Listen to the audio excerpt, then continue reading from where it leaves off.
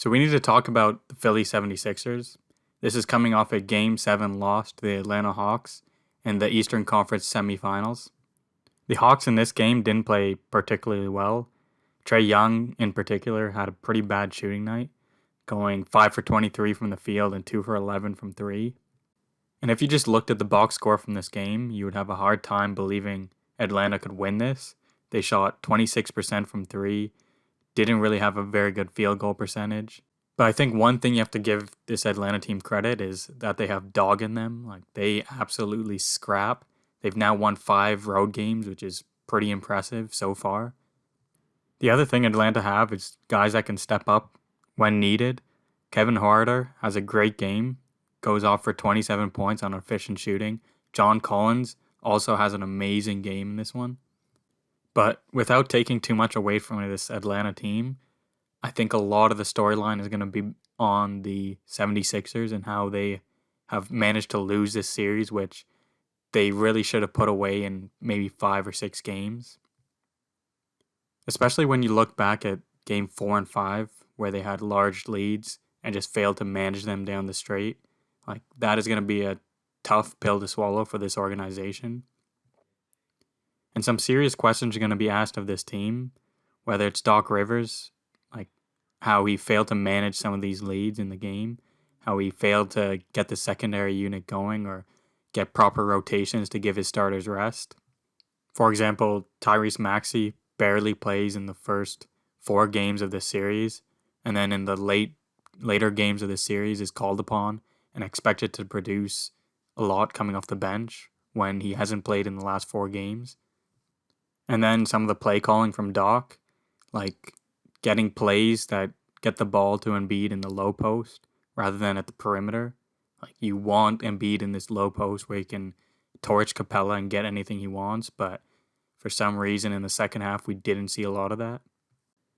And then questions are going to be asked of Embiid, again about his fitness, not just his knee injury where he has a torn meniscus in his knee, but also his in-game fitness. Like, he just looked out of shape in this series. Like, is Embiid built for these playoff runs where you have to play night in, night out, can't be rested that much, when during the regular season he's rested back-to-backs and these other scenarios where the schedule is heavy? Questions will be asked of Tobias Harris, whether he's worth his contract, when he's repeatedly shown that he can't be anything more than a number 3 option on a team. He cannot step up and be the number 2 option.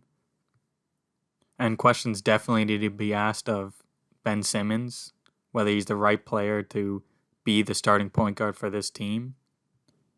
Like, I can understand what Ben Simmons provides on the defensive end, but at some point you have to look at the glaring holes in his offensive ability, as well as his just offensive mindset.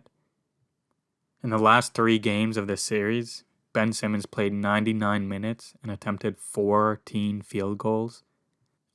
And it's really hard to see the positive side of Ben Simmons when you can't really play him in the fourth quarter, because if he's on ball playmaking, they hack him and send him to the line where he's a 30% shooter. And if he's off ball, because of his shooting inability, he's in the dunker spot and clogging up the paint for Embiid to do his work. And so ultimately, questions need to be asked whether you just trade Simmons, because I've always felt that for the longest time, 76ers have been sitting on these 2 assets, Joel Embiid and Ben Simmons, that don't really complement each other the right way.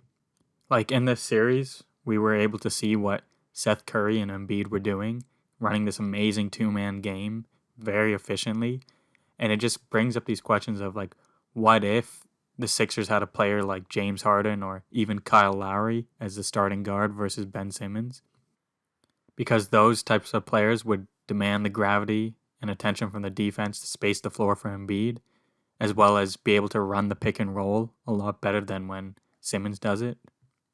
And so for the 76ers, I think like a decision needs to be made whether do we want to build this team around Embiid, like get a guard that can shoot like Kyle Lowry, and more importantly, someone that complements Embiid's playing style, just like opens up the space in the paint for him. Because one thing that's clear is this current system is not getting the most out of Simmons or Embiid.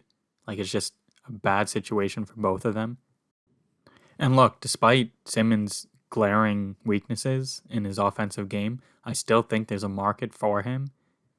And given the right system, he can be a valuable asset to a team.